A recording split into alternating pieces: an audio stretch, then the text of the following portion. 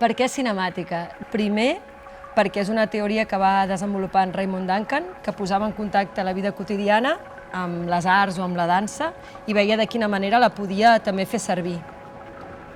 Això ens va aparèixer a partir d'aquesta recerca de molt llarg recorregut que estem fent, o que hem fet durant, jo crec que ja són 4 anys, que té a veure amb aquesta família Duncan, que molta gent coneix a la Isadora, però que també hi ha aquest germà, que és en Raymond, que van impulsar primer aquest centre, de fet van arribar a fer un temple de la dansa a Grècia, vestits amb túnica, el 1903, venint dels Estats Units, cosa que aquí també hi ha gestos que estem analitzant des d'una revisió crítica. Això és molt important.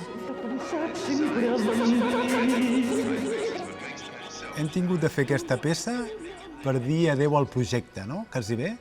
És com que, és el que deia l'Ariana, no? Portem com 4 anys perseguint aquests fantasmes, aquests vestigis, aquests personatges, enamorant-nos molt d'aquests personatges, descobrint coses fosques i, per tant, quasi bé rebutjar-los. I jo crec que al final cinemàtica és com un gran adeu amb aquests personatges, no? El Raymond, a la Isadora, hi ha una manera d'entendre i d'acostar-se a la cultura, no?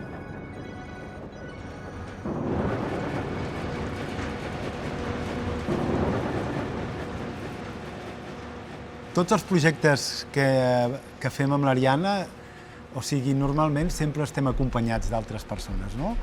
I en aquest cas teníem molt clar que teníem moltes ganes de tindre una mirada més des de fora, no? Poder veure i poder provar coses que a vegades estan a dins, doncs et perds o no hi pots donar tant de detall.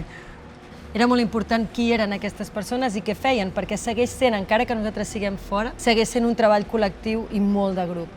I el projecte va d'això, és a dir, aquests Duncan formaven aquests espais on l'important era les arts, les artesanies, com es creuaven les pedagogies amb la performativitat, amb l'espai de confecció de sandàlies o amb una impremta.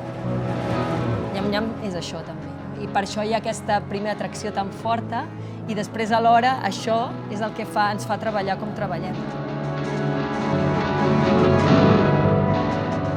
Bueno, que la peça no seria la mateixa, o la peça no hagués set si no hi hagués hagut l'Iber, si no hi hagués hagut el Dani, l'Helena, la Nat, l'Estel, no?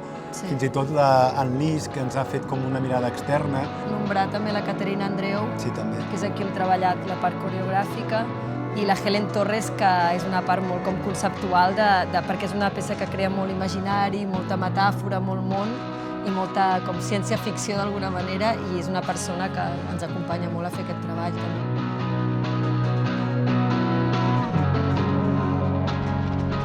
El més bonic és què es queda de cada lloc. Per mi hi ha alguna cosa que hi ha com una mena de llibre de viatge que s'escriu mentre es va passant, i la peça s'escriu amb aquest llibre. Llavors hi ha alguna cosa molt bonic de dir, és que ara estem al canal on podríem penjar totes les coses que volguéssim i no pengem res perquè anem a Tàrrega on estarem en un cel obert. Estem a l'Escola d'Arts i Oficis, en un claustre on no hi ha sostre.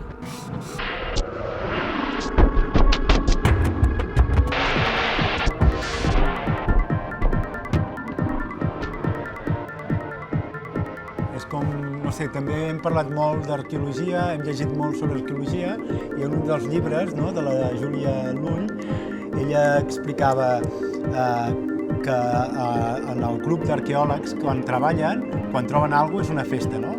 Doncs aquí hem trobat alguna cosa, i una miqueta la festa és la presentació, no? Primera obertura al públic és la festa, no? És la festa d'aquests 9 mesos de treball, no? Com molt intensos, i de cop i volta, doncs, bueno, aquesta festa, aquesta obertura.